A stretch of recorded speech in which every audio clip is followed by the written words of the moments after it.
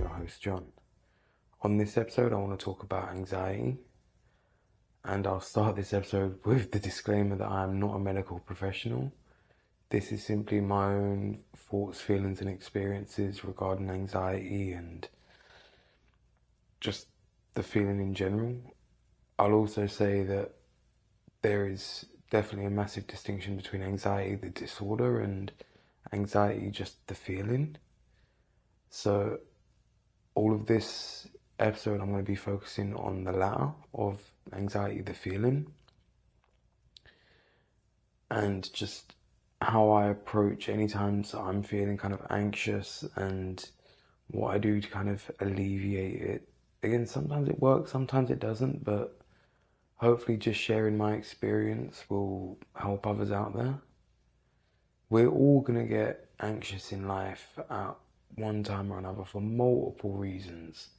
I don't think there's any stopping it, but we can have the tools in order to deal with it better.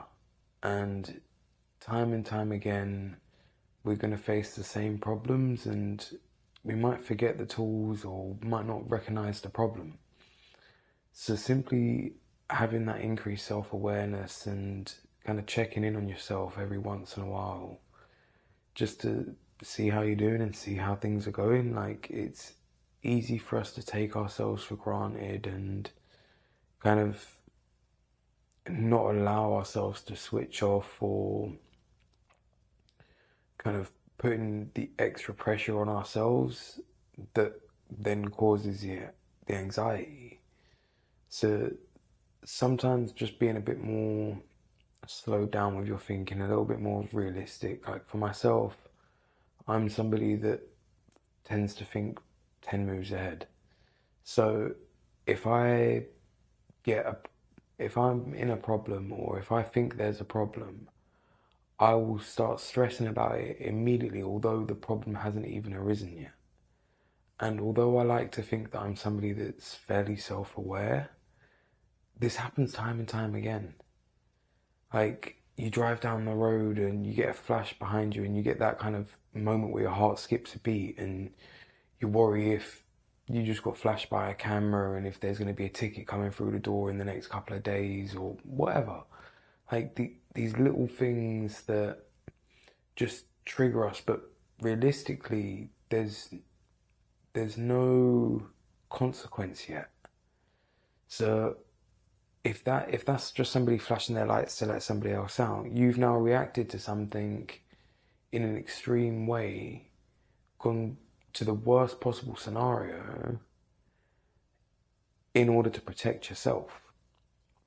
And I think we all do this in a kind of, if you prepare for the worst, then nothing can hurt you kind of way. I mean, we're all trying to survive and get through life. So if you prepare for the worst, anything else is gravy, do you know what I mean? But doing that to ourselves constantly leaves us in this constant state of anxiety and the constant feeling that things are looming over us and hanging over us, whether it be bills, mortgages, work, whatever it is, relationships, family, friends. Like, no matter what the source of the anxiety, one, you're probably catastrophizing it in your own head in one way or another.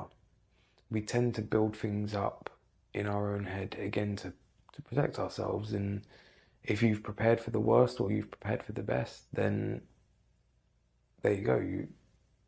Anything else is in between. Regardless, you're prepared for it.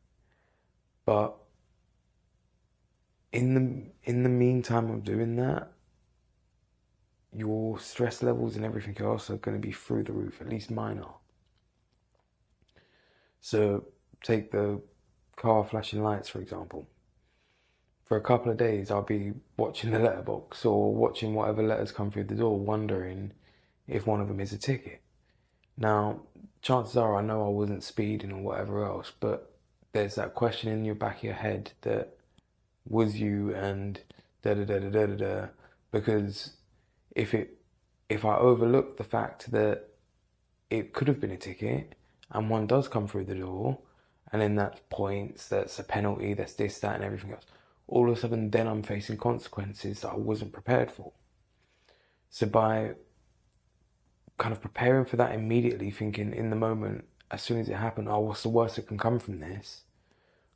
Straight away, I've started to protect myself, and I've started to build up a defense against that. Okay, well, if that happens, I can do this, I can do the A, B, C, D, da da da da da da. But when that's not happened, I've gone through all of that for nothing. Because it was just somebody flashing their lights to let somebody know they can pull out, or whatever it was. And we do this in loads of situations in life. So we end up in this a higher state of anxiety than we need to be at any given time. Because this is happening across the board in all different areas. You bump into somebody at work and you have a bad interaction. All of a sudden, work's a little bit toxic for a little bit, and you've got heightened anxiety at work because you think now that that person don't like you and it's going to cause problems and da da da da da da. And then you're driving home and somebody bumps into your car, and now you've got to go through insurance, and all of these things can build up in life and can feel like you're taking over. And if you take every one of these scenarios to the extreme, you'll feel like you're being pulled apart, pulled in a million directions. So just kind of taking that mental inventory of each time, like, okay, cool, I understand this is the extreme, this is something that could happen, but A, B, and C to rationalize.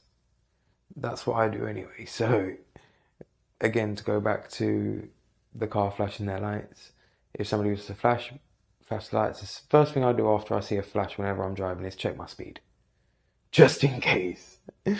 Because that's something I can do in the immediate that is going to bring down my anxiety levels, because straight away I know if I was going over the speed limit, then okay, cool, there's a reason for my anxiety levels to be higher, for me to be stressed, X, Y, and Z. But if I'm within the speed limits and everything else, then there's no reason for those feelings, so I can just let them go.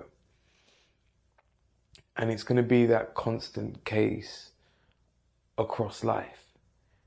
Anytime you do get those feelings of anxiousness and anxiety, just do your best to rationalize them as much as you can. Try to be objective, and if you can, step outside of yourself or seek somebody else's opinion, because that's going to help step outside of the situation itself and hopefully slow things down for you a little bit. Again, it's easy for us to kind of get caught up in our own thoughts and everything. It's our experience, it's our lives. So we tend to hold things a lot nearer and dearer to us. It's our lives. Whereas if you're giving somebody else advice, it's a lot easier to give somebody else advice because it's not your life. You don't have to deal with the consequences. The anxiety for you in that situation isn't there because the consequences ain't yours. Another thing that you can do is simply be realistic with what's causing your anxiety. If it's your schedule, if it's your work, if it's whatever the source, take the time to sit down and kind of take that inventory on yourself. All of these things are taxing on you. So take that into consideration. Try to understand yourself and what scenarios add to your kind of energy meter and what takes away from it. Because we all have that. And when you're when you're low on energy, when you're kind of in that low space yourself, it's a lot harder to fight off those feelings and to be objective. It's so easy to get bored under all of those feelings. So having somebody there that you can step outside of yourself with is always going to be one of the best things that I can ever recommend, is to have somebody to talk to, because it's the easiest way to step outside of yourself. Is to seek somebody else's opinion or perspective. And I'm going to leave this one there for that one. again, I'm not a medical professional or a psychologist in any means. I'm just going through life myself, and I know what triggers me. Well, I know a few things that trigger me. I'm still learning a lot of it. But I know that there's a lot of other people that are still on this journey, and some have learned more than me, and some haven't learned the things I've learned yet. So I'm literally just trying to share what I can across the way and from what I'm going through. And I hope it helps people out there.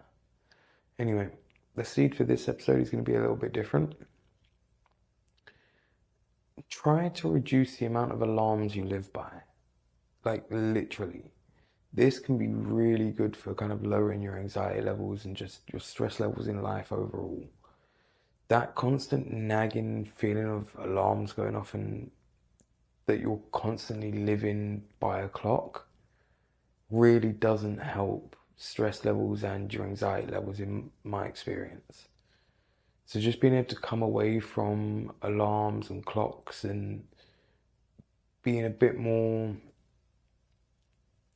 not free with your timekeeping. Like, again, it's still be aware of time, and again, we have lives to lead and things that we have to pay attention to, so you can't completely ignore time, but simply managing your time better so you leave yourself enough time and you're not constantly rushing around, and you've not got all of these alarms going off, adding to that feeling of urgency and that you've got to rush. It can make a massive difference to your day-to-day stress levels.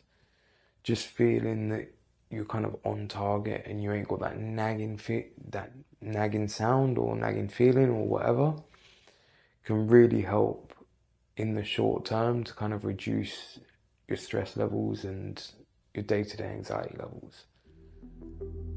So I'll leave it there, and all the best, and I'll catch you on the next one.